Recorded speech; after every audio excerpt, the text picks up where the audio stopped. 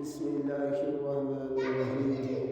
حضرت عبداللہ بن عمر بن عاص رضی اللہ تعالی عنہما سے روایت ہے کہ انہوں نے نبی کریم صلی اللہ تعالی علیہ وسلم کو سنا۔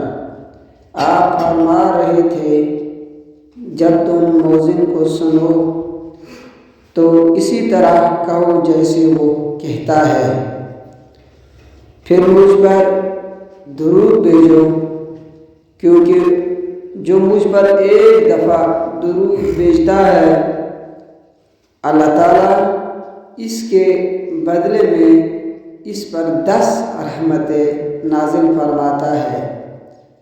پھر اللہ تعالیٰ سے میرے لیے وسیلہ مانگو، کیونکہ وہ جنت میں ایک مقام ہے جو اللہ تعالیٰ کے